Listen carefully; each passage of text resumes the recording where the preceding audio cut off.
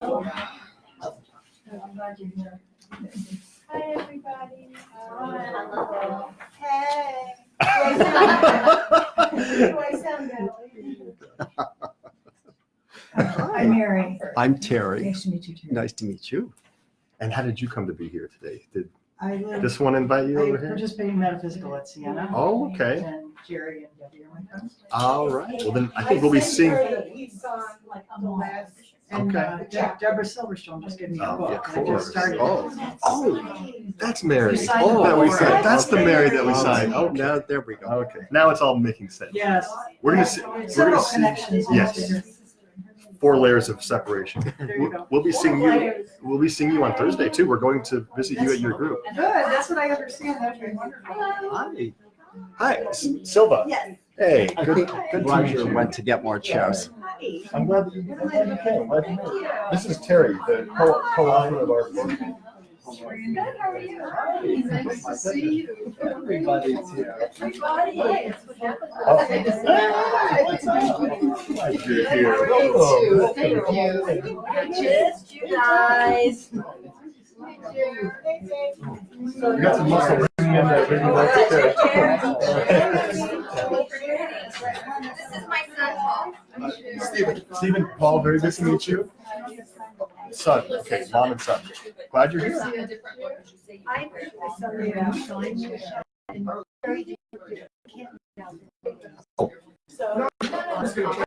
Thank you. Just later. Okay. All right. Who would like some water? Well, there's 2 here. There's okay. I got some. All right. The price is right on the water. It's just there's a cost to leave. You can't leave without paying. This is, look at this. Yay! There we go. How are you, ladies? Good, how are you? Thank you.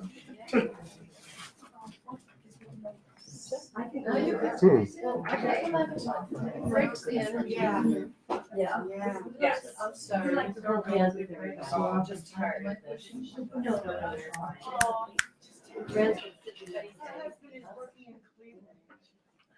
And so you're disattached. My neck In pain.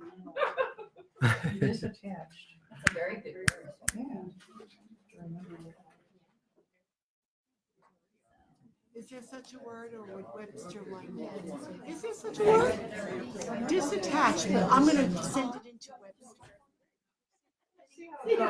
See how it goes over.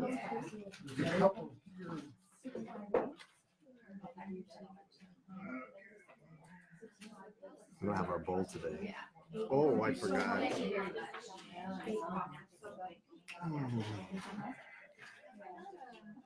Now, is everybody happy?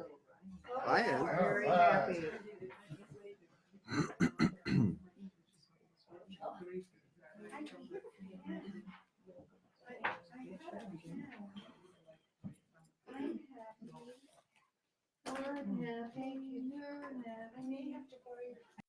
What do you want?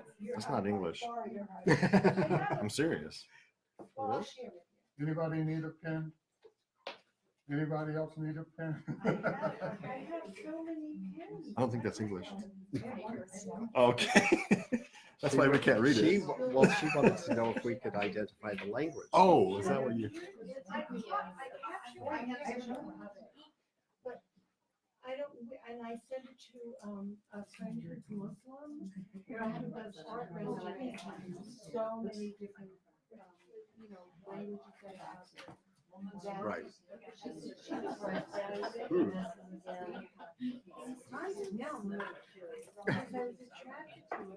And it was all black. So. I showed it up and this is it. All right. Well, it's very pretty. It's very pretty. Welcome, everyone. Hey, Ivan. What's up, man? Good to see you. You snuck in. I didn't see you sneak in. Glad you're here. Happy New Year. We have several new faces and several returning faces, so it's excellent to see both varieties of faces. I've met everyone, but again, my name is Paul Benedict, and this is Terry Hunt, and we have a nice full house here, and I'm going to do a quick pan with the camera. It'll be quick, I promise, because we have several online students as well. I just want everyone to see what we've got going on, both in person and online. Roger. I'll do a quick spin back. So if at any time you're unable to join in person, there's always the online Facebook Live version. So to our online attendees, please let us know if the audio sounds okay by typing in the comments. And of course, everyone can participate in the conversation online and in person by typing or just saying, yo, hey, I want to, you're lying. That's not true. I'm going to challenge you. And that's totally fine as well. All right. We would like to begin by first just kind of unifying ourselves and calming everything down with just a short meditation. So meditation is not complicated. It's very simple, but it is very important. We get busy, we go fast, we think we have to do a bunch of things, we get fragmented in our consciousness. And so before we study concepts like the power of thought and the evolution of our soul, let's reunify our fragmented awareness by just doing a little bit of breathing and little short meditations. So just sit tall. So our online students, hopefully you're sitting in a place where you can be still for just a moment and make your spine erect. Excuse me. There are no real requirements for a proper meditation seat other than the fact that you're comfortable. You don't need to fidget, and that your crown of the head is roughly directly over the base of the spine, keeping the central energetic channel of your body, which is the spinal column, upright and unobstructed, so your body's energy can flow. So begin to take a few slow, deep, complete breaths.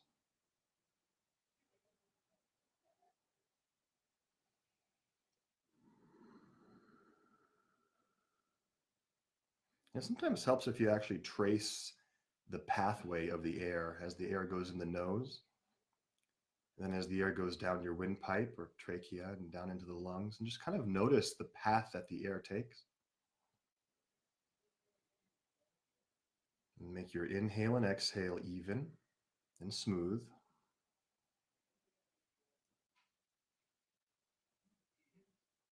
If you notice any rough spots in the breath, just be aware of that and smooth them out.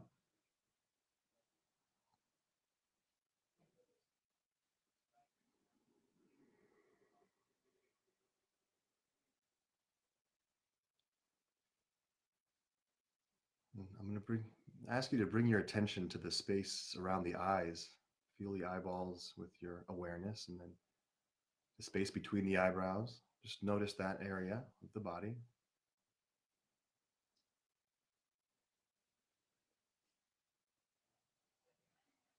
If you can, I know it's a little odd, but move that awareness into the head, beneath the surface layer of the skin and the bones, into the midbrain. And just be aware of that space as you breathe.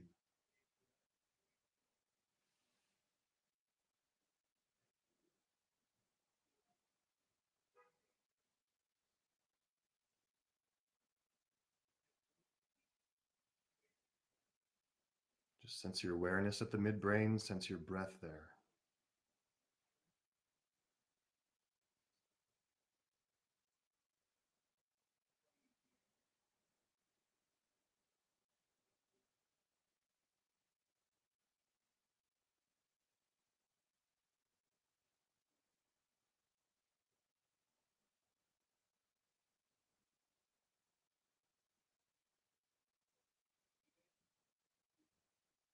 So let's join each other in chanting an Om. So take a deep inhale first and then exhale completely. One more inhale.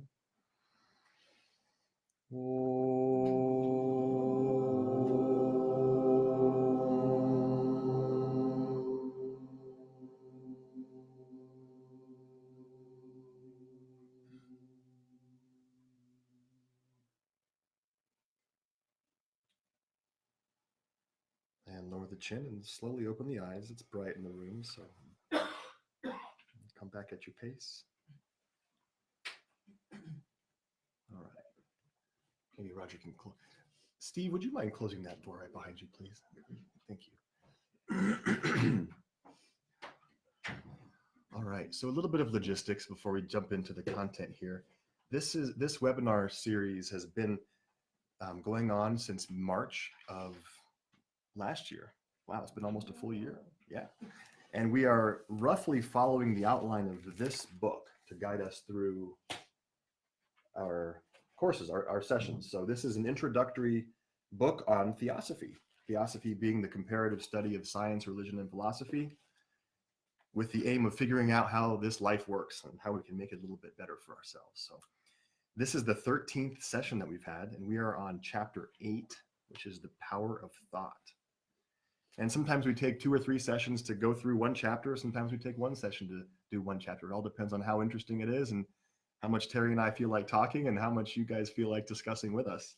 So it's very fluid. There are no time constraints other than the fact that we have 90 minutes each session, but no time constraints for how long it takes us to make it through the entire course. So we can expand as much as we want. And we love to do that sometimes. So as I mentioned earlier, this is a discussion. It's a conversation. So we do have notes planned and we are going to present a lot of information to you, but we want to hear from you as well and make it a two-way instead of just us the whole time. So the reason we are studying the power of thought is because this is the basis for meditation.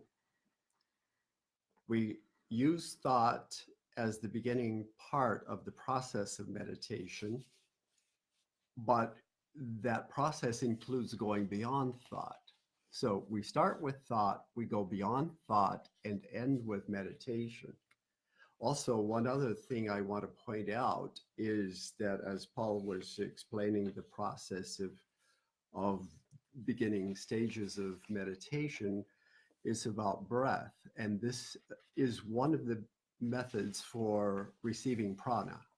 The other 2 are through the food that we eat and through sunlight. So both of those actually originally come from sunlight. So these are the methods that we use for getting prana or a certain form of energy into the physical body. Interrupt for a second. Does anybody need a book? We have some more. Anybody's interested? and we also have PDF versions of them that we can email to anyone. Silva, I think you have the whole thing. I sent it to you. Yeah. Awesome. Did you? She was eager for this to start. I think we communicated in November or something, and she's been waiting for this. Oh, cool. Hey, Maria. Hi, welcome. Do we Roger, are there any more Let's see. chairs? I'll go get some. Oh, I think there's a chair there. Somebody's in it. There's Oh, okay. Oh, yeah, I think, yeah, we'll take our first.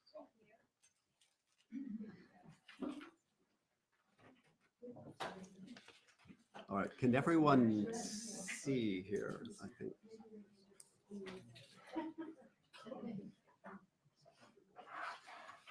So from time to time, we have supplemental materials also like this graphic here, and we reference this graphic almost every single class, every single time we meet. And these 2 actually come from our book, the one that Terry and I co-wrote, called Ancient Wisdom for a New Age, a practical guide for spiritual growth. And these images are on pages 33 and 34 in our book. And we can also email any of this stuff in PDFs. So we'll be referencing this, and that's to our online people as well. And let's see, to Amber. Amber asks if she'll be lost if she's missed previous sessions. No. Do you want him to make a few Want me to copies? make some copies of that? Sure, if you'd like. How many copies do we want? I can use 1, 2, 3, 4, 5. About a half a dozen? Yeah. We have a question online if someone will be lost if they haven't attended the previous sessions. And of course, each session stands individually. Yes, there is a common theme on understanding metaphysics and understanding the evolution of our soul throughout the entire book. But no, certainly, Amber, you're going to not feel lost. We will be referencing in each chapter all the various concepts. So no, you can join in at any time. So sometimes people will show up for one session and get what they need and not need to come back. And sometimes people will come and then not come for a while, then come again. And it's totally fine either way. So What we're studying is basically how life works. So we all come into life at different stages and in different situations, and we kind of pick up things piecemeal, and little by little we learn to connect and assemble those into some kind of a philosophy, a personal philosophy of life. So we do the same approach here. And as Paul says, you may pick up some things out of this chapter, a few out of another, and somebody else may latch onto something completely different. So it's all about, everyone can find something meaningful in every discussion. Pick out those few items that are most salient, that jump out at you, and see if you can put those into practice, or if it helps you see things just a little bit differently. Patty says hello to you online. Ah, hi, Patty. Oh, Patty. Okay, cool. All right, the content for this I'd like to chapter is see very which interesting. And but before we start going along with the content of the chapter, I want to acknowledge the unique time of the year that we're in. So this is January, and a lot of us are kind of riding high on the New Year's Day, New Year vibe that we kind of love in our society. How we, New Year's Eve is a big party, and we like kick the butt of 2000 of the previous year, kick it to the curb, right? There are all these emojis about like taking out the old 2018 trash and dropping it, and then starting fresh, because we think that January 1st is somehow giving us permission to wipe the slate clean and start fresh. And I want to speak on that for just a few moments before we dive into chapter 8, because this is very important as it relates to the power of thought.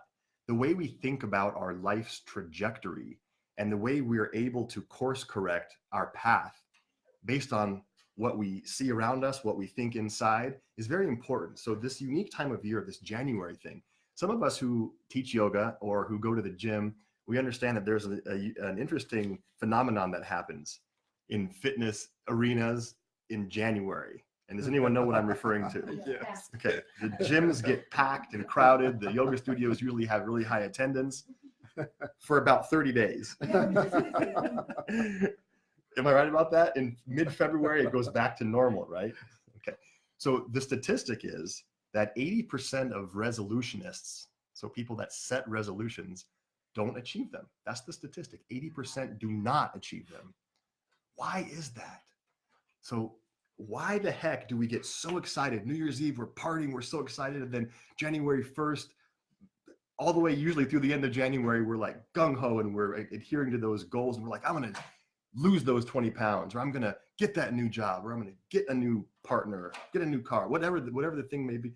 And then literally it's forgotten about. And then we go back to our normal habits. Well, we'll learn in this chapter that the mental body that we use to think, the part of us that vibrates and thinks, that creates thought, forms, receives mental energy and gives mental energy, it creates ruts and patterns and habits, just like physical muscle memories do, just like a car driving on a dirt road that has had rain and there's a literal rut in the road from where the tires go. Well, our mind does the exact same thing, and it takes more than 30 days sometimes to break out of those mental grooves that we created from all the years that we've been alive in the past. So it's important to understand that this whole reset of January 1st, don't wait 365 days to make your next reset. Every single morning when you wake up, push the reset button. So Kelsey and Autumn, you guys probably played NES, right? Nintendo Entertainment System, the gray thing from the 1980s. And on the front panel, so I grew up with that. You have two buttons on the front panel. It's a power button and a reset button. And and so whenever the game you're playing, Mario Kart or Metroid or whatever game we're playing, and if we don't like how it's going, if we're losing or if we're dying or if we're not scoring, you just go and push the reset button and you can start over from scratch. Well, little do we know, we have the ability to do that for ourselves all throughout the year. We don't have to wait until January 1st. So this is the point. We forget that, but no one tends to think about being able to reset your course or course correct your path on April 17th, for example, a random day. You wake up and it's almost like we're walking through life in a zombie fashion, right? We go do our normal routine and we don't remember that we have the power to create our entire circumstances and situations. So please. Yeah. Keep in mind that January 1st is a random day of the year. every culture has their beginning of the year, whether it's the Jewish culture or the Arabic culture or Hindu culture or whatever, the Chinese culture, and every one of them has a different beginning of the year. So it's just whatever day you choose. So keep in mind that you can have a new year start every single day. And taking that even farther, every single moment when we breathe in, we remember that this moment is of our creation. The external world, from studying metaphysics and spirituality, the external world appears to not be in our control all the time, but in reality, it's a reflection of our thoughts. It's a reflection of what goes on inside. Now, it's not an instantaneous phenomenon always. Sometimes it is. But the situation that we find ourselves in the physical world is a direct result of our internal state.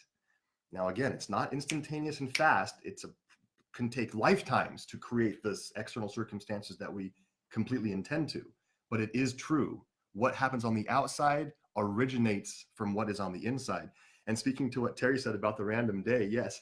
So January 1st, January 1sts have changed throughout history.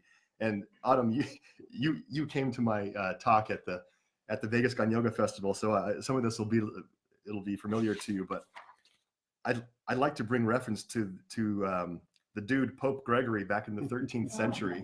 All right, Pope Gregory. What made him famous, other than the fact that he was a pope, is Pope Gregory created the Gregorian calendar, which chose a day in the wintertime to name as the beginning of January. So this is speaking to Terry's point that it is an arbitrary date, and we have the complete power to make our own New Year's Day all the time. So I talked about this reset button for the past. Another concept to keep in mind about setting your life path in motion based on your thoughts is that you can do this reset button situation for your future too. Now, I know that sounds a little bit strange. What do I mean by that? Well, if you can forget about what we've done in the past to not shape your current situation, the same exact thing applies to the future. So we constantly look towards the future. We want things. We think we need this or that item to change ourselves. We want to achieve this or do that, or we're not happy now and we'll be happy at a future date. Well, that's basically all BS. Because the future moment at which point we'll be happy does not come. Even if you achieve that goal. Correct.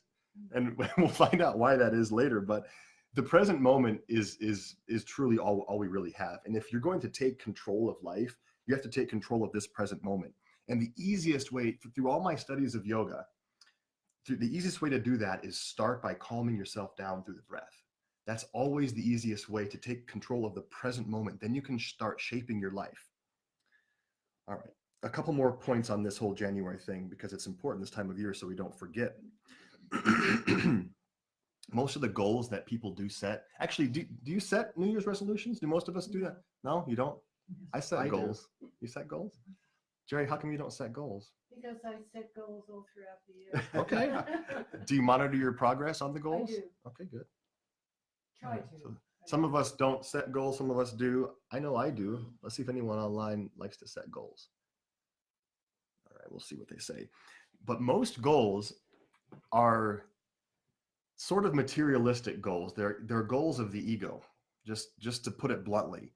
They're usually, not always, but usually physical things. I mentioned a few earlier: new car, new job, new house, something like that. Yeah. And sometimes it's stopping certain patterns and habits and all that, of course, which are still physical and material. And by nature, anything that's physical, anything at all that's physical is impermanent and fleeting and unfulfilling, non-lasting. All structures are Unstable. From our bud Eckhart Tolle. All structures are unstable. Right? Even the pyramids of Giza, the Sphinx is unstable. His nose is gone, even though you think it's built out of this strong material. Everything fades. So that's one reason why most resolutions don't see achievement, because they're not permanent. They don't address the permanent aspect of ourselves. They're addressing something temporary. And Terry mentioned, even when we get the new car that or the new iPhone that we want or something. The ego might be temporarily satisfied by that. Cool, I got it, awesome. But then next week something else comes out, and then you want that thing, and oh my gosh, I'm no longer excited. It's what babies and toddlers do all the time, but their satisfaction is even more short-lived than ours is. You give them a toy, they play with it for 14 seconds, and then they're ready for the next toy. Or if they see you have something else that they don't have, they want what you have immediately, right? So the idea behind ego-driven goals, so if you are a goal setter, it's important to understand what your soul really needs before you start setting the goal of, oh, I need to lose 12 pounds. Well, why? Do you really? Are you unhealthy? Or what's the actual motivation behind your goal? Now, from the yoga philosophy that we study, we're encouraged to change our orientation towards our higher self, our permanent nature, not our fleeting physical body. As much as we love our physical bodies, and as long as we think life lasts, it's very short in the grand scheme of time scales. So if we were to set goals that supported our higher nature, our truer self, our soul, those are the kinds of goals we can really get behind and stick behind, and that will really almost like percolate down into all areas of life. If we set a goal that's going to support our soul's mission versus just our temporary personality, that's when we start to see real change. So what we need to do is get in touch with that part of ourselves, understand what our soul really needs, and set goals to our soul. And here's another concept that might be a little mind stretching. You don't have to set goals for this lifetime. Now, I know not all of us will believe in reincarnation, but it is a foundational concept in theosophy and in yoga philosophy. Setting goals for a future lifetime. How about that? If you are on a path of spiritual evolution, it's probably become apparent to you that not everyone's going to become enlightened in this lifetime. As a matter of fact, almost no one will. It takes hundreds of lifetimes, not even tens, but hundreds of lifetimes. And if that's a goal that you have, if you see the value in becoming enlightened and then helping humanity based on what you've learned, that's a worthwhile multi-lifetime goal. That's an example of a goal of the soul.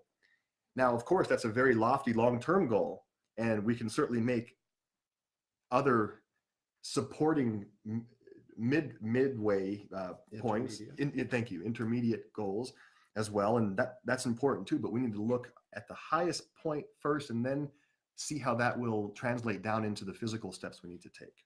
Please. This might be a good time to point out that one thing that is permanent is experience.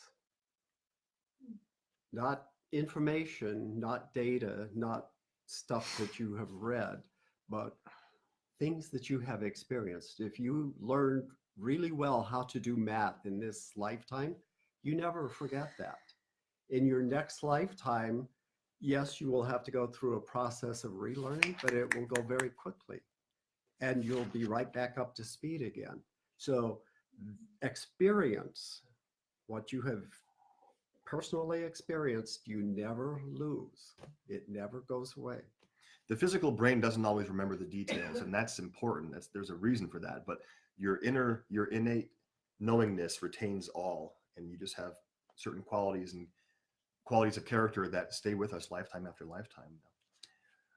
I'd love to go more into this stuff, and there's more for it, but we want to dive into the chapter content. Just a comment online, Amber says she and her boyfriend created a vision board, and they not only have annual goals, but also daily, weekly, twice weekly, 6 month, and once. That's really good, Amber, because if you just have a 1 year goal, you know it's easy to forget. We need to have these goalposts, these intermediary goals. So we have to meditate as well on a daily basis. I want to make that point clear. We'll see that in this chapter, that in order to stay on track and keep true to what your soul actually needs, the only way to know if you're aiming in the right direction is when you're stilling the monkey mind, when you're quieting your personality, and you're getting in touch with that inner part of yourself. You have to do that through meditation, and that it needs to be a constant practice, 5 minutes a day even. Okay. The best time is in the morning. Mornings or anytime that's quiet. Should we go into the chapter now? Yeah, let's start. All right, where are we? Okay, the power of thought. Okay, John Algeo, the author, he opens up this chapter with discussing the 3 types of karmic forces that we generate all the time. And it's curious to know which is the most powerful. So our thoughts that we think, our emotions that we feel, and the physical actions that we do with our physical body, all 3 generate karma. Now, the science of physics addresses all physical karma, right? Because when you push against something physical, it pushes back. Usually there's resistance. That's karma. When you push something, it pushes back. Same thing happens with thoughts and emotions. So without looking at the book, which of the 3 is the most powerful and longest lasting of those 3 types of karmic forces? Oh, I remember this. Right. Yeah, Yelena said thought. That's it. Yeah. He says thought is the most powerful. We would say it is the only one. Because without thought, you don't have emotions and you don't have action. If you don't make a decision which involves thought, you don't do something. Obviously, our body has involuntary functions that happen no matter what we're thinking. But to do any kind of voluntary action requires a thought first. So I would say thought is the only one that has any power. Very true, actually. If you look at your chart there, you'll see that the mental, let's see, where are we? We have 2 gray boxes that say manas. Manas means mind or the mental faculties. We have higher and lower. Now, the lower mental body, to our online students, so that's the part of ourselves that does the thinking. And all the vehicles or koshas in Vedantic terminology, sheaths, below the mental faculty respond based on thoughts, based on the thought form that is generated in the lower mind, the lower manas. So what Terry was saying is illustrated here. Everything below it has to start with a thought first. So emotions don't manifest spontaneously, believe it or not. It may seem that way sometimes. You may think that an emotion is just welling up within you for no reason. And it certainly feels that way, but it's not the case. Your mind perceived something first, whether it was something that you saw, something that you heard, something that you remembered, and then the emotion follows. Now, the pathways, everything, they fire so fast and the process is quick, but the emotion wouldn't be there if it weren't for a thought first. So yes, this is a visual of what Terry was saying. And of course, physical. You're not going to move your hand towards the keyboard or reach your hand towards the fork to pick up food unless your mind is directing it to do so. So everything does start with thought. That's why meditation and learning to control the mind is so vital. All right, so each of these bodies vibrates, and the physical body, atoms vibrate. So the particles within atoms vibrate. Everything in the physical world is constantly in motion. Even though solid items appear solid, science understands that nothing actually is completely solid and nothing is inanimate. Now, of course, as you move up in subtlety from the physical world and we go to the pranic life force body, the astral emotional body, and the mental body, the material in those realms is still physical to a certain extent. Our current scientific instruments don't detect that matter or material yet. They will at some point. And it's always moving and vibrating. And there's a force that animates all of this matter that we're talking about. And this force is, Terry mentioned it earlier, it's prana. Prana animates all life. And every action has a certain amount of prana or life force behind it. So thoughts are charged by prana.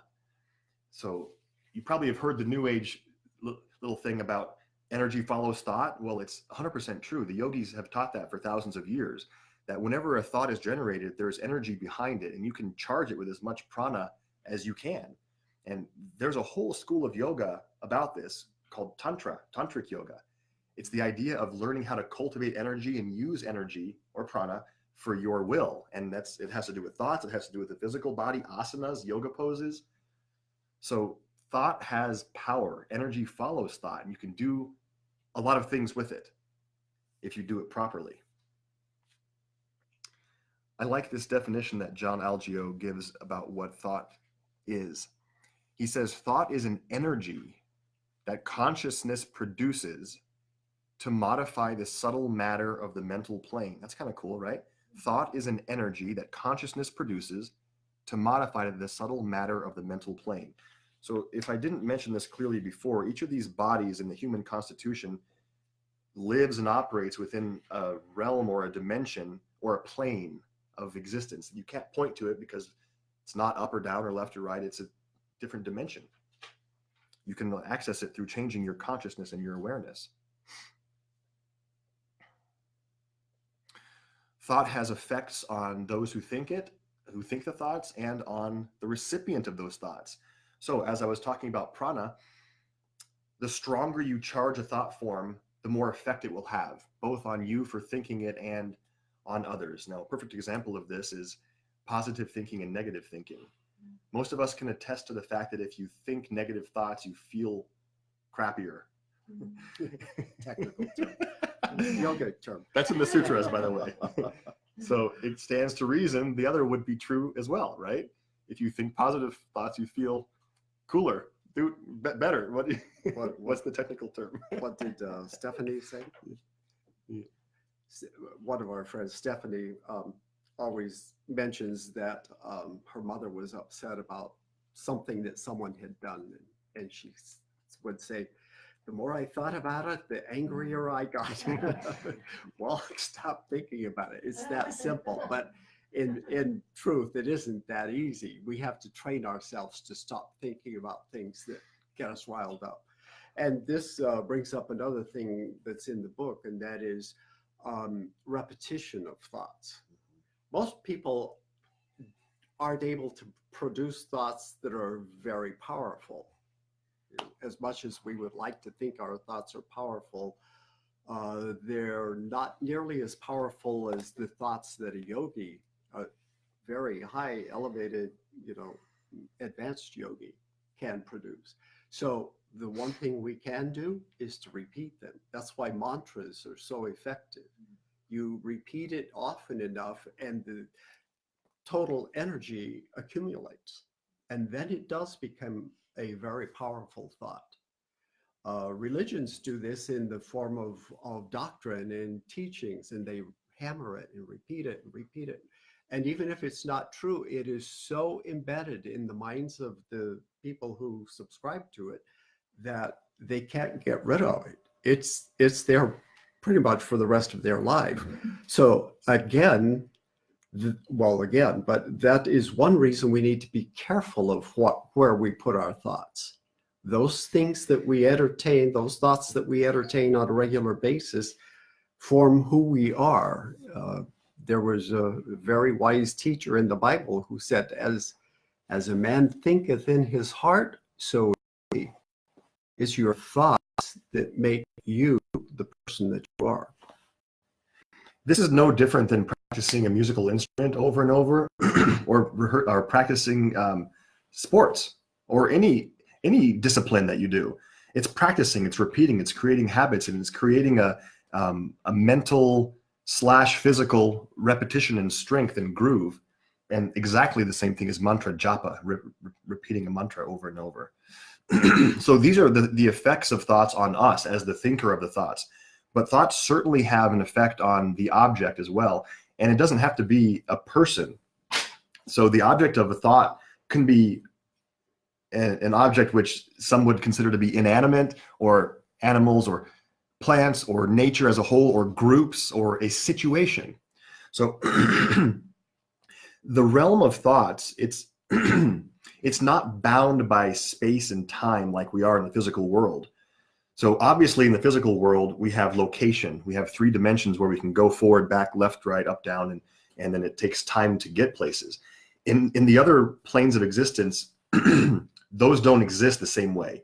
And it's hard to comprehend that. The only way to really internalize this is to do it through your own meditation and to contemplate that. How would it be to think a thing and to be there, or to have an idea and have it touch another person instantaneously?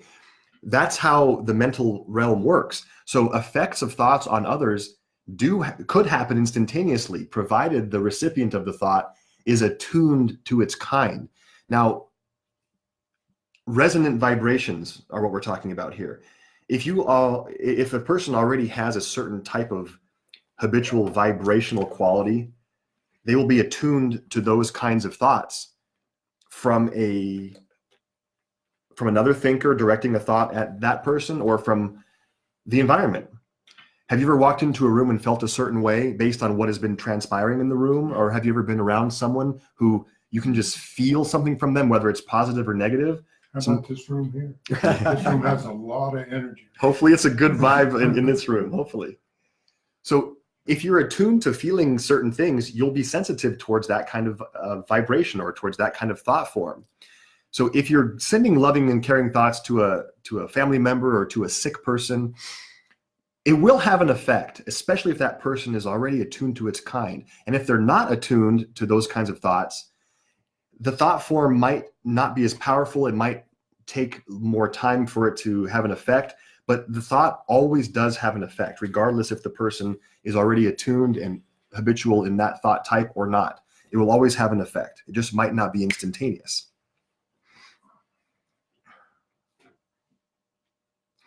All right, John L.J. also talks about, so he mentions the idea of devotion. So the concept of devotion and prayer, that specifically could be picked up by another person who is of devotion to a different deity, for example. He used the specific example of someone who's Hindu, who is praying to, for example, Sri Krishna. But the thought forms would be picked up by a Christian as devotion to Jesus. That's an example of this type of resonant frequency.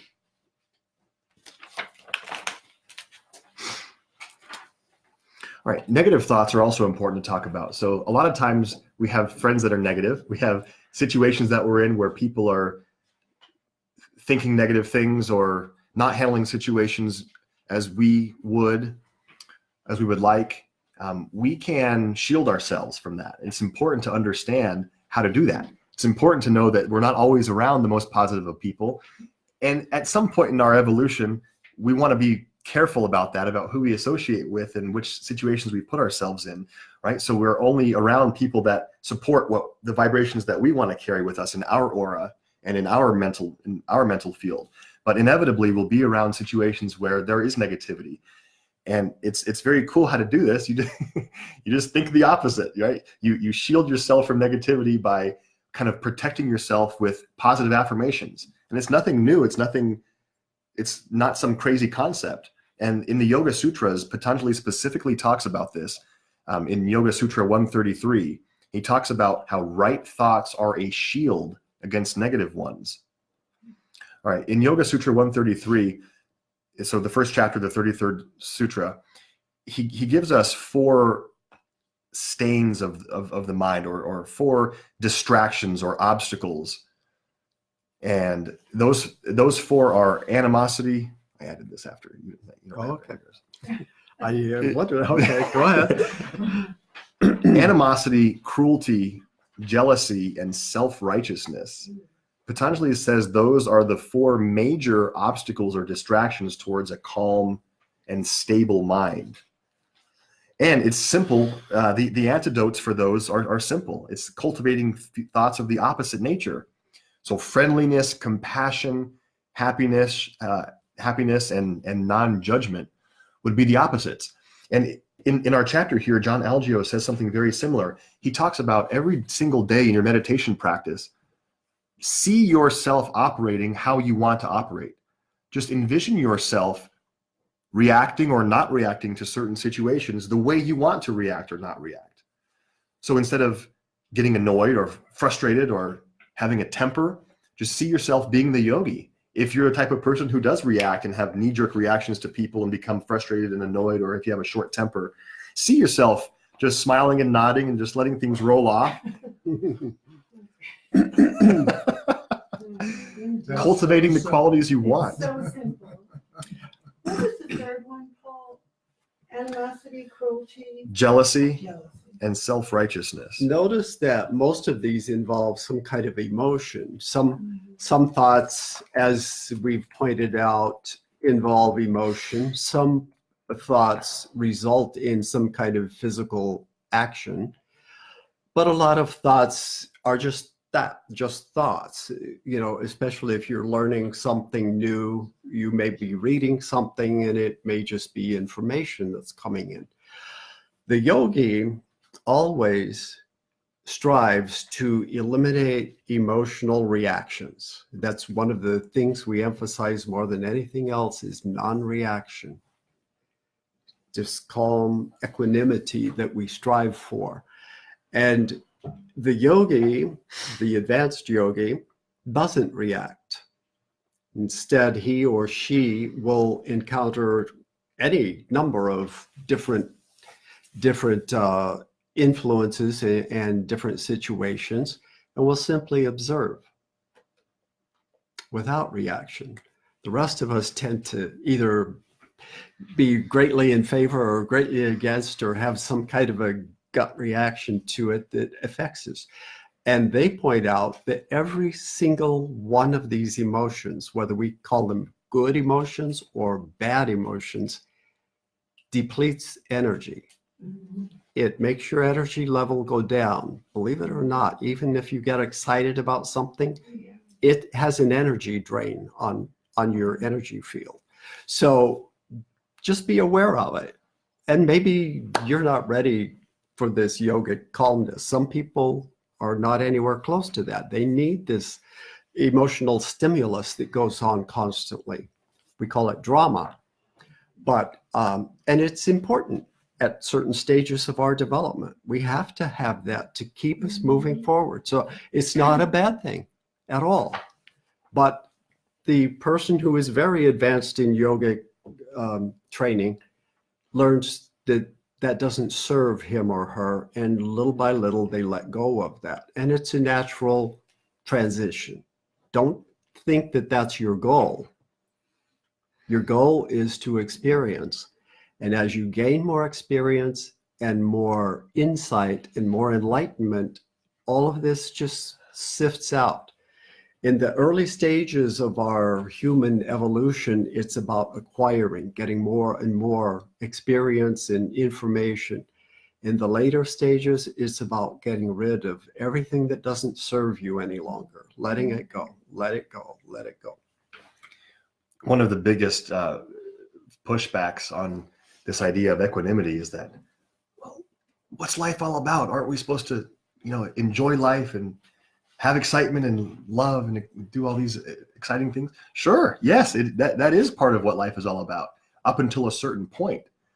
And I think I referenced that bumper sticker, WWJD, almost every time. But what would Jesus do? Can you imagine the most enlightened person that you can think of? How would they operate in any circumstance? Can you see that person going out to a nightclub? Can you see Jesus or the Buddha partying until 3 or 4 a.m. and getting all wound up on New Year's Eve? Or do you see them just sitting calmly meditating and just observing maybe, and then not getting involved, right? Well, why? Why do you think they're enlightened and that's how they operate? Can you learn something from that? Maybe. But just as Terry said, we're all going through the path at our own pace, and we're all at our own stage. I'm not ready to do that by any stretch, but I see the benefit of it, and I'm kind of gearing my life a little bit more towards that. I don't go out quite as much. I don't do all the crazy things, but you see, like, shoot for that. This is what I referenced at the beginning when I talked about multi-lifetime goals. That might not be a fun way to live, but how much suffering do you think they experience? Even when Jesus was crucified, I'm willing to say that he was not suffering. Physical pain, yes, that's different than suffering. We cause ourselves suffering all the time from so many little things that are silly, right? WWJD. That's very good. Right? Yeah. Okay. Yeah, you got to experience life, have fun. Well, it causes a depletion of energy. I think the important part of this concept is that we don't strive for the outward appearance of someone or something that we revere. It's not that we're trying to emulate them. It's that as they naturally progress, all of that comes it comes naturally. So don't try to force it is the point we're making. Don't try to force your progress. Keep in mind what you think your highest goal is. And if you remind yourself on a frequent basis what that goal is, everything else will arrange itself to accommodate that. Another pushback that we get normally on this idea of eliminating emotions is that if you just observe something happening and you don't react, so you're being too passive. Well, don't you need to take some action? Don't you need to do something about that and address the situation? Well, the answer is yes. You certainly don't just sit and be passive and not do anything in life, and you don't take action, especially if there's something potentially harmful or negative that's transpiring or happening now. It's the method by which you take the action. It's not the knee-jerk reaction. It's not the reaction. Yeah, it's the conscious evaluation and then figuring out how to operate in the highest and best good for yourself and for everyone else in the situation. So action certainly happens. Action has to happen, but it's the method by which we do it. Do we do it from an emotional, reactive perspective or from a place of higher mind? I want to come back to the very first sentence of this chapter, where he says we generate 3 karmic forces every day of our lives. So karma being the key word here. By our thoughts, which create emotions and actions, we generate karma. And that karma, as we know, is neither good nor bad, but it is karma and requires some kind of a result. Now, there are 2 different kinds of karma, as we learned in our last chapter. There's personal karma, and there is group karma or impersonal karma. As long as we are personally motivated in our thoughts, emotions, and actions, it generates personal karma. But for a yogi, for example, they can have thoughts, they can have even emotions, but as long as they're not personal and they're not selfishly motivated, it's not their personal karma. That is why at the very end of that, they don't have to reincarnate again, because there is no karma to be worked out, no personal karma.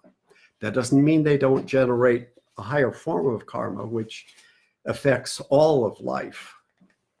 So how do you justify action, negative action? Or how do you justify action that creates violence? As a justification of, we need an answer to the situation. I'm going to sit here and I'm going to analyze, but my action is still going to be a violent action. I'm not sure I understand the question. Can you give me an example? So I guess my biggest problem is Krishna and Arjuna on the battlefield and trying to justify the action of killing. Okay. Because it's our dharma and how you can justify a negative action for sake of very good making a decision. The Bhagavad Gita, the story of the Bhagavad Gita, is an allegory of the lower self and the higher self. Arjuna being the lower self, and who is the Krishna being the higher self. So it's this whole turmoil, the battle actually takes place within ourselves. That's the battle. And it's the story of the individual who is on the verge of becoming enlightened. And as Kelsey pointed out, there is a question that early on, well, it's actually the crux of the entire story, is these are my people, these are my family members, but they're fighting with each other. Should I just, run away and take myself out of it? Or do I get involved because I feel obligated? And then there's a very, very long explanation, but it comes down to, you can't run away from it. You can't run away from it because this is who you are. And you could could ignore it if you want, but it will have nothing but disastrous consequences. So you have to do battle with it, so to speak. You have to work it out. You have to figure out the conflict, how to, even if it involves battle. So he realizes finally that he's going to do it no matter what, but his attitude is completely different. It's no longer my personal battle. It's from a different perspective. And he's getting a different degree, a different level of experience from it now because his viewpoint has changed entirely. But isn't trying to get to enlightenment a form of egoism? I mean, is it like, that's my Depends end all, on be your- all? It depends on your motive. Is it because I want to be revered as a great teacher? Is it because I want to help humanity? Where's our book? In the very first of our book, we have a quote from Helena Blavatsky, and I won't read the entire quote, but at the very end of it, she says, she's starting in the middle. She says, there is no danger that dauntless courage cannot conquer. There is no trial that spotless purity cannot pass through. There is no difficulty that strong intellect cannot surmount. For those who win onwards, there is reward past all telling, the power to bless and save humanity. For those who fail, there are other lives in which success may come. If your only goal in life is to help raise humanity to a different level of understanding, and it has nothing to do about you, and you don't care whether anyone even knows who you are or that you're working towards this goal, that's a completely altruistic goal with no personal motivation involved. So it is possible, even though we may not see it very often. The people who operate that way, we don't even know about, because they don't seek any kind of acknowledgement. There are people who work behind the scenes that are doing all of this kind of work, and you wouldn't even know who they are. It's all about the motivation, isn't it? Yeah. And no one can say what your motivation is but you. Right. And we sometimes don't even know what our own motivation is because we're not in touch with our inner self. We're just doing things because we think we're supposed to. We find all that through the answers and the clarity through meditation. And we need to check ourselves. We need to check, what is our motivation? I go through that all the time. Kelsey, in 2012, I did the Bikram competition. Isn't that the weirdest thing, the yoga competition? Have you ever seen that? And the whole time I was doing that, I was like, why am I going on stage and doing yoga poses? I did it though. I went through the exercise and I'm like, why am I on stage? There's photographers there. There's my mom in the audience out there. Terry was there. And I'm up on stage in these little shorts doing these yoga poses. And I'm getting judged. I'm like, why am I doing this even? And you didn't do it again, did you? And I never did it again. No. So it's an exercise. It was a constant process of like, why am I up here? What is my real purpose? Is it ego driven? Ask yourself and see what the answer is. What was it? What was the answer? Well, it was both. It was a lot of different things. And Maybe you had to realize that by going Yeah, through it. it was- that it- that's not exactly. something I want to do. Correct. Oh, yeah. You. yes. Yes, Yeah. exactly. The experience was obviously the overarching reason was the experience for it, correct? But there are sub reasons as well. But yeah, just the fact that you ask yourself is a huge step Yeah. beyond most humans. Most humans don't even know about any of they're not here with us today. They just go through life, you know? Wow. I was going to make one comment on the Bhagavad Gita. That idea of the decision between staying and fighting, which you may not consciously believe in, or running, that can be applied to any karmic situation you find yourself in. Any situation in life that is challenging, you can bet that it's because of karma. And that's the opportunity to clear karma. So many people ask, how do I erase my past karma? What's the magic mantra or the magic practice or rain dance that I can do with my rain stick to clear my past karma? It's when you find yourself in the thick of it. How do you react or not react or operate in that situation, that determines if your karma will be cleared. Change So- the experience. Mhm. What is it? Change the experience. Oh, right. Just as he did. And I guarantee you, he'll never have to repeat that again because he did it consciously. I just have a question. This is nothing.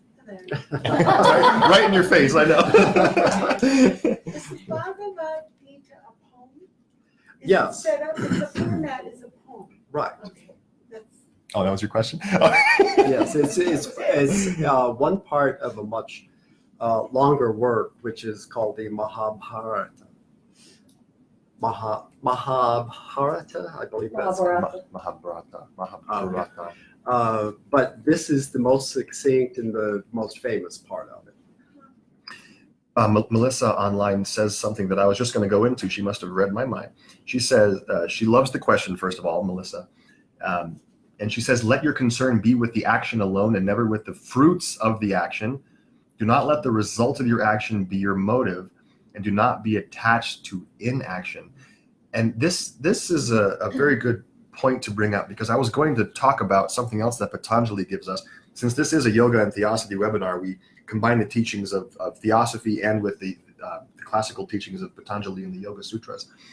And in the first chapter of the Sutras, Patanjali tells us how to do our practice. He says, you got to practice every day, practice life, practice yoga, practice all the techniques every day. And he says, he gives us some advice on how to do it. And he says, we have to always keep in mind two things, abhyasa and vairagya. So abhyasa is the idea of practice. It's your consistent daily practice every day, all the time. And it's not necessarily your yoga poses, although that's part of keeping the physical body healthy. Physical health is important, but it's practicing life consistently, being aware, checking your motivations. And vairagya, that's how you temper your actions. So you temper your actions with non-attachment. This is what Melissa just said. We're not attached to the outcomes of our practice. So it seems like it's a conundrum. Why would you practice but not care about the results? Yeah. That's the thing. We're here in life to live, to experience. We're here to practice. We're not here to become enlightened, although that is a natural result. As Terry was saying, there's an evolution that happens, and we can further it and speed it up, which is what everyone here is doing today by learning these concepts, right? You can do that, but the idea of being here is to be here. The idea of being born into a physical body is to be born into a physical body. It's to be in a body and to experience and do things and not be attached to the outcome. Keep in mind that there is no final goal. Even if you set an intermediate goal, once you reach that goal, what do? You just sit there for eternity? No, you set a new goal. And there are stages where you get to rest and say, okay, that took quite a bit of effort. I need a little bit of a breather here. And then you keep going forward. You never stop. So it's not like we have to get somewhere. It's just that we keep doing the best we can and we keep moving forward. It's as simple as that. It's fun to try to pronounce a Sanskrit word sometimes. So Sutra 112, Abhyasa Vairagya Bhyam Tan Nirodha. So that means practice with non-attachment, and that's how you achieve a calm state of mind. So in English, kind of commentary on that would be consistent practice or effort without worry about the results of that effort. Yeah, it does. It might seem counterintuitive, but that's the process. Okay, where are we? We're in a rabbit hole somewhere? We're here. We're right here. Okay. All right, so we were talking about thought shielding from negative thoughts, cultivating the opposite traits we want to obtain. Oh, speaking of positive traits to obtain, I have this list of positive affirmations that I used to say these every single day. I don't say these every day anymore, but why not though? Why not say positive things all the time? Have you ever written stuff on your mirror with lipstick or something? I haven't used lipstick, but I've written them on the mirror before, and you get up in the morning, you see them. Why not imbue your entire being with things like, I live an awesome life. I learn and grow wiser every day. I move toward my ultimate potential every day. I remember my connection to every human every day. I contemplate my connection to every human every day. If you continually repeat these things, your external world will start to reflect what goes on inside. It's not that hard. Will you share that with me? Sure, I can email. Yeah, I can email all this Yes, I stuff. would love that. Yeah. One of these is I speak slowly and calmly. How am I doing with that? That's been an affirmation since like 2004. I speak slowly and calmly. I speak slowly and calmly. You do get a little excited I sometimes. know. That's okay. That's why it's an affirmation, because I know I talk too fast. I'm not sure if we mentioned that. Okay, the quality of thoughts. John Algeo mentions about the intensity of the thought. So if you, this applies to positive and negative thinking as well. The more clear and the quicker you formulate a thought, the more powerful it is. And that goes for if you think negative things habitually or positive things. That's why we need to always try our best to think positive thoughts. The longer they last, the more clear to a clairvoyant who can see thought bubbles or thought forms. They have definite outlines and shapes, and they have endurance to achieve or reach the person or the situation the thought is directed to. Versus if you just happen to try to think of something one time, that, okay, I did that, I'm done. That thought won't be very powerful. So, and this is a prerequisite to true meditation, by the way, learning how to focus and create definite thoughts. It's a prerequisite.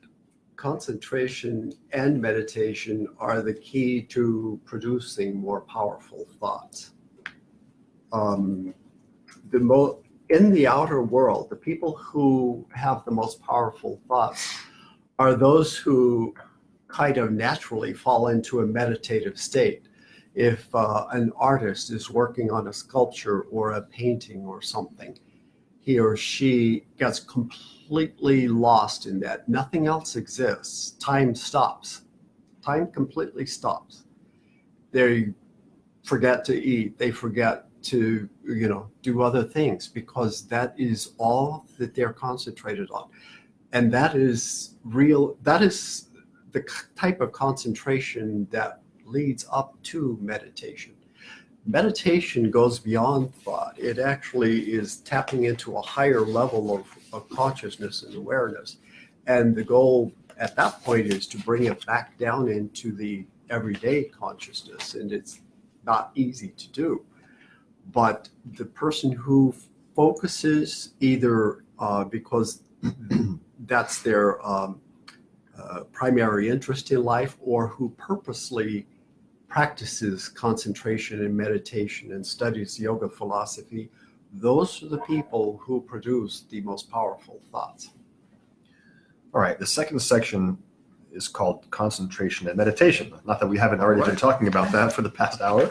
So let's move to the second section in the book. All right, let's give a definition for meditation. Honestly, meditation is kind of an ambiguous word. And in trying to encapsulate it into an easily relatable definition, we've come to realize that meditation actually means two things.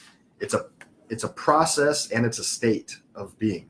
It's a process and a state, so it's two things. It's a process and a state by which the mind is brought under control so it can ultimately be transcended. Okay, so the process that we're referring to is roughly the last three limbs of the Ashtanga Eightfold Path that Patanjali teaches in the Sutras. The last three limbs are simply concentration, contemplation, and samadhi, which is true meditation. That's the process. So again, concentration, contemplation, and then samadhi. So as we've been saying, the ability to focus the mind is paramount for all things spiritual. You have to be able to focus the mind, which means calming it down. So calming the monkey mind, or the pack of wild horses, as Eckhart Tolle calls it, the mind loves to think wild thoughts all the time, run wild like a pack of horses. Calming it down is the first thing. That's the first step of the process. Then contemplation is holding a concept or thought for a period of time so that you can receive insight, so you can commune with that concept or thought. And then the third is the transcendence piece, where you actually begin to, the consciousness leaves the brain itself. The brain does not generate consciousness. The brain is just simply the physical interface with the world that our consciousness uses while in the physical body. And then the state is that higher, that existence of transcendence. So this recalls the statement I made early in class that we use the mind to begin the process, but eventually we get to the point where we go beyond the mind and we receive insights that the mind can't even totally comprehend. Sure. And the more time you spend in that state, the better you will be at comprehending it, and the better you will be at bringing it back out into the physical world, which is where it really matters. Now, we can go down a whole different rabbit trail on this, spending time in solitude and meditation versus being in the world. But for our purposes, we need to learn to do both and spend time in that subtle place where you receive insights and answers to questions and realizations about the world. And then we need to be able to translate that into language and use it for something good, do something in our life, and speak about it and teach others how to do the same thing. That comes with practice and with time on task.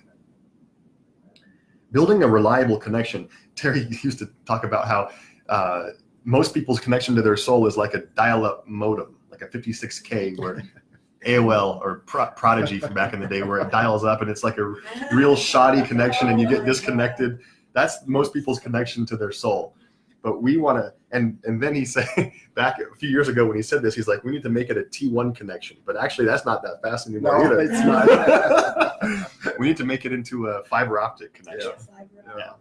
So being able to commune with our higher self, which is all knowing, all wise, all peaceful. Yeah, it's the Zen part of ourselves that we own, that we aspire to be. So time on task. Speaking of this concentration and contemplation, the yogis give us some clues to gauge us, to see how good we're doing with our focus. So if you do meditate regularly, you probably have never timed yourself on how long you can stay focused, but it's kind of fun to try. Now, the very nature of timing yourself takes your mind off of whatever you're focusing on. So the idea is to achieve ekagrata. So ekam is the Sanskrit word for one. So one pointedness. Ekagrata is one pointedness. So being able to focus the mind on one thing is generally what we're doing when we meditate. We choose an object to meditate upon, right? Whether it's a candle, a mantra, your heart, your third eye, whatever you're focusing on is one thing. You're focusing on one thing. Now, if you have a stopwatch over here, that's by nature a second thing. But that's okay. Two things are better than 30 different things that you can't control, and like multitasking, which is what most of us normally do. So I've tried it before. You don't have to click a stopwatch. You can just count to yourself. But the yogis say that if you can stay on one task with your mind for 12 seconds, it's a lot harder than it seems, because the second you think of anything else, you're out of it. You're out of it, right? So usually it's 1 second, 2 seconds. Then you think about, oh, I'm a little cold. Okay, that's something else. Oh, it's a little bit hard. Oh, I'm on my. Sure. How about the thought of thinking that you want to stay on that one thought? That's That's what gets me. Right. Basically. I'm trying to focus on one thing, but then I'm thinking of focusing on that one thing, so it throws me off. I'm thinking that this idea of the 12 seconds is actually a joke that they're playing on us. I think that if you Timing have says any that. idea how long it has taken, then you've missed it anyway. So I think the real goal is to completely lose yourself, that you don't know how long it has been. I know I've meditated at times where I have no clue whether it was 5 seconds or whether it was half an hour, and it doesn't matter. So maybe it's just their way of kind of giving us a little funny hint here. It's pretty funny, but Timely is the one who said that, actually. He's I the know. one- yeah. I know. Yeah. And then taking that a step further, so that's concentration. That's the 6th of the 8 limbs. Dharana is the Sanskrit word for focus or concentration. Learning to practice dharana with your mind is of key importance. And then dhyana is the contemplation piece, where you can hold attention, hold thoughts for an extended period. And that's where the magic starts to happen. Like literally, it seems like magic, because you start to get insights, and that's where the merging.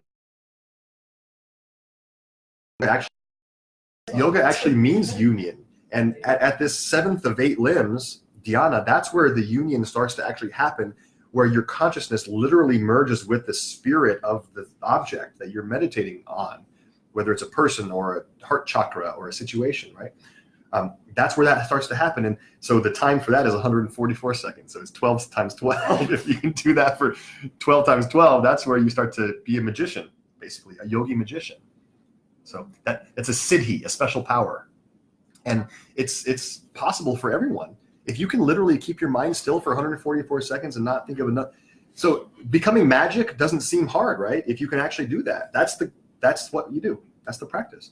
But keep in mind, if your goal is to achieve and to obtain some of these cities, you've missed the whole point. The goal to have It special comes powers naturally, but it should not be your goal. Yeah, exactly.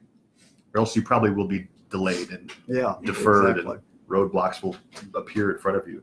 The universe won't grant you these powers if you have the selfish motivation. Frankly speaking, In our book, it's the whole story of the man searching for this butterfly. You only get what doesn't really matter to you. The more you want something, the more it slips through your fingers.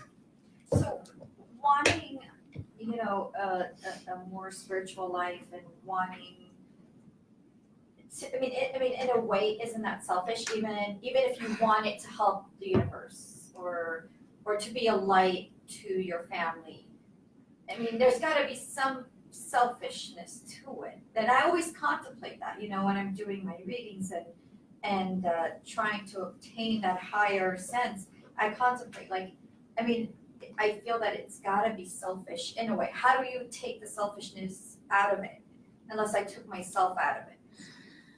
It's a long process, and you're right in that the vast majority of people have some kind of a combination of selfishness, unselfishness in their motivations. And that's fine. Nothing wrong with that. We would have nothing good happen if we didn't have that. We go from being entirely selfish, which is basically the baby who can't take care of itself and depends on everything that it gets from someone else to even exist, to the adult, and we're talking not adult humans, we're talking about adults as far as spiritual beings. Those are the people who have no selfish motivation whatsoever. But the difference between those two involves a very, very long, several hundred lifetime series of experiences. And very gradually we get rid of the selfishness and we completely turn ourselves into an unselfish being.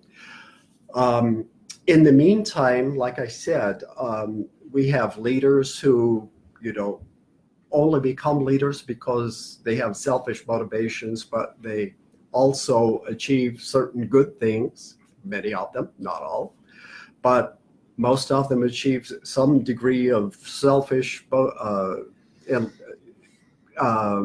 reward and some degree of unselfish reward.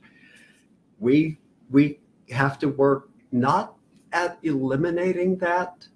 We just have to be aware of that they both exist, and examine yourself from time to time. Just like Paul said, why am I doing this? Is it an ego-driven thing or what? So periodically, just take a look at yourself and say, am I being personally motivated, or what percent would I say is selfish and unselfish? And then just observe it and don't worry about it. Don't be attached to it. If you're selfish, just say, you know what, I'm still kind of a selfish person. I know, nothing wrong with it. Just, I do selfish things all the time. So I just try to learn to observe it and recognize it. That's all you have to do. And then over a long period of time, all of that just slowly goes away. It's an automatic process. You don't have to try to force it. You just stay tuned in. Yeah, it's all about, when it comes right down to it, it's all about becoming more and more sensitive in life. As we talk less, as we interact less, we pick up on more of what is around us. We become more sensitive, we become more aware, and we become more enlightened. And it's a completely natural process. I'm actually glad that you brought this up, Silva, because it does come up a lot. The idea of taking care of ourselves versus taking care of others. Well, it's not a versus. It's a double corollary. It's both. At this level of awareness in the physical world, where everything science knows is one plane, is the bottom of that chart that you have there, the physical plane. We appear to be separate entities. You're way over there, and I'm way over here. Terry's over there. There's space between us. He is Terry Hunt. I'm Paul Benedict. We appear so separate. That's only the case in 1/7 of reality. In all the other planes, even in the pranic plane, the second plane all the way up, separation is not the same as it appears to be here. There's much more coalescence of all energy. And at the very top, there isn't any separation at all, even though there's still life. You exist there, I exist there, we all exist there. And it's very hard to languageize that. It's hard to put it into words. I like making that up. Yeah, I just made that up. Go ahead. Yeah. For me, I'm sorry. No. For me, it's kind of like a double-edged sword, because the more that I go into this spirituality, the lonelier my life becomes. So it's a very lonely road for me. And now I found this group, and before it was just like me and my books that are like 100 years old and whatnot.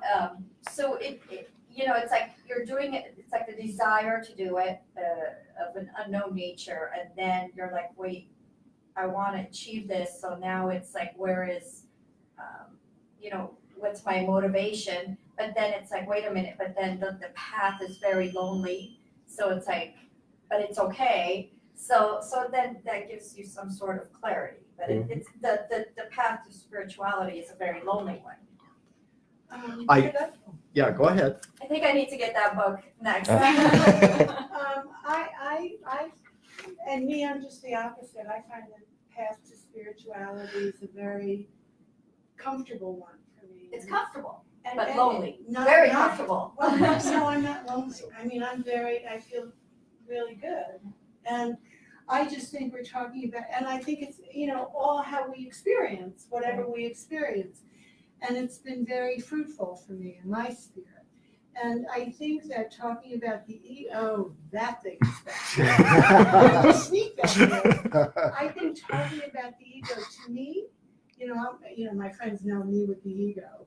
I think while we're in a human form and while we're, pushing every day to be better and to connect on different levels, I think the ego is an important thing because it gives us, and now I'm not talking inflated ego, I'm talking about a connection to our human self. So we stay in tune with, those spiritual things that we wouldn't otherwise recognize. I can see both points of view. What Jerry is saying, I think, is that we find like a new community that we feel comfortable with, and we can meet together and we can socialize and enjoy traveling together. But I also understand what Silva is saying. I sometimes feel like it's very lonely. I guess I better read the first part of this that I read before.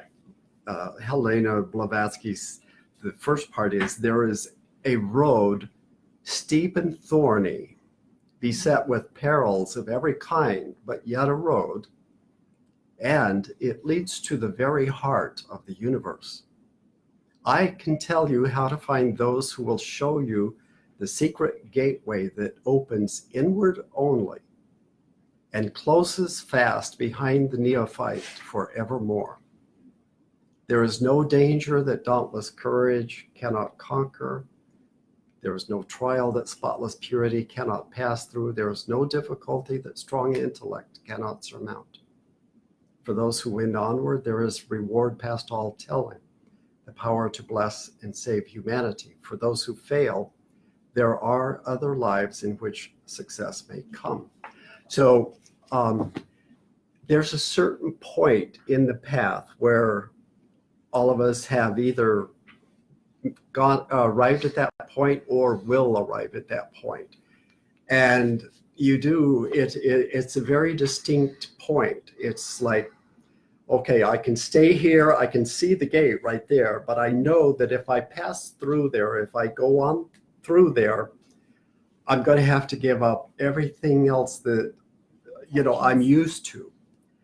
And so a lot of people hesitate for several lifetimes before they pass through that gate. And finally, everyone is going to eventually, but you have to feel that you're ready for it.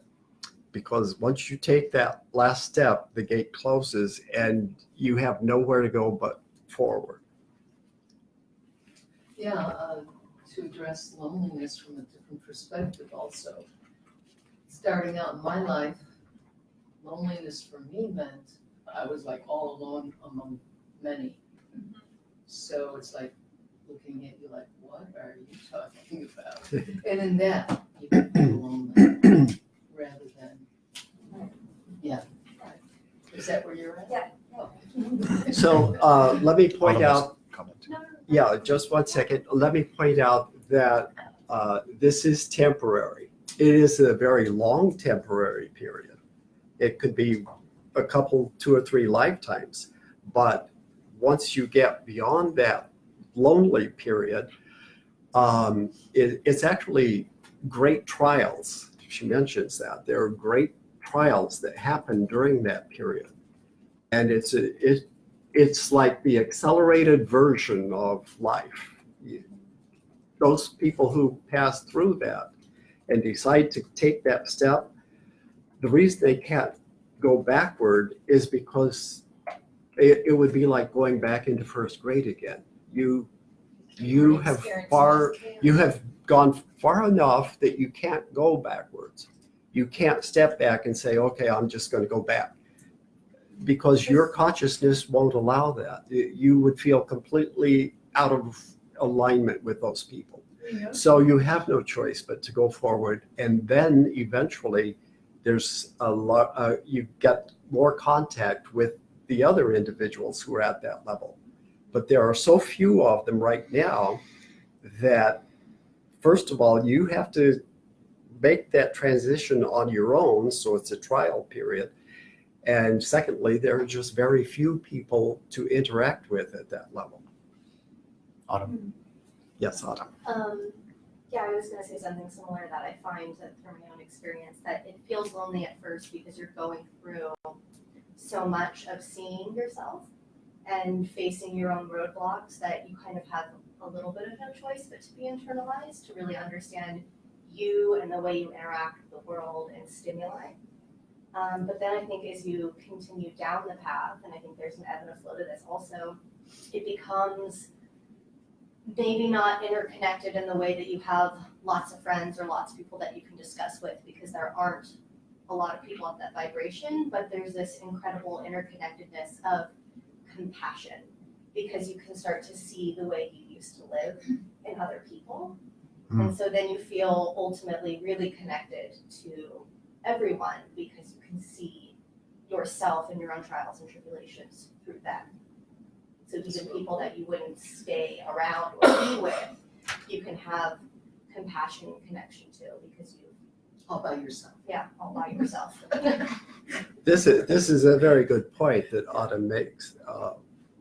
And I'll just kind of repeat in different words, that as you become more enlightened and more aware, you see what you have been through a different lens, through different eyes, and you begin to understand the reasons that you had to pass through all that, and the reasons that other people have to pass through that, and that they're doing nothing except what they're supposed to do. You can't operate differently from what level of awareness and growth you happen to be at. If you try to operate at a different level, it causes dysfunction and it causes stress, and it won't work. You actually slow down your progress when you try to go too fast or try to emulate someone who is beyond where you are currently. Accept life and embrace life wherever you happen to be and at whatever level. There's nothing wrong with what you're doing. Just be aware. Just keep stretching your ability to see clearly. That is the number one qualification for yoga advancement, is discernment, being able to see clearly. Very few people can see clearly. And so we stumble through life and we do the best we can. But as you develop clarity, as you develop sensitivity, you begin to see more clearly. And as we pointed out earlier, if you haven't created a lot of ruts in your thinking, you actually are in a much better position to move quickly forward, because you don't have to undo a lot of stuff. In the Mahatma Letters, I refer to that often. The two Englishmen that the adepts spoke to were A.P. Sinnett and H.O. Hume, and neither one of them was particularly religious. And the teacher at the adept said, we take the effort to teach you because you are teachable. We don't have to undo a lot of religious philosophy that is incorrect. And he also said in a different place, there are thousands of Hindus who would make excellent students, but they are unteachable because of their religious beliefs, and they will not let go of them. So it wasn't even worth their time to try to educate these people in a new way of thinking. So in some ways, it's better that we not have a lot of concrete beliefs, that we hold our beliefs very lightly, and that we be ready to let go of them the second we realize that they're not of any use. They're not serving a good purpose.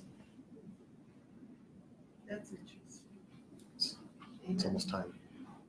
Are you serious? All right. Oh my goodness, you're right. Well, where does the time go? That was really good today. I mean, it's good all the time. There's All right, a lot more well- where that came from. The chapter coming up, 2 chapters from now, is called The Plan and Purpose of Life, which is talking about all this whole thing we're discussing from Silva's question about the evolution and the progression. That's a brilliant chapter too. That should have been the very first chapter, talking about this process of the soul growing and graduating through different grades. All right. I mean, I would love to keep going on, but it's 4:00, so if we start talking about something else, it'll go way over. No, So- always leave them wanting more. That's what I heard somewhere. I just want to say one thing.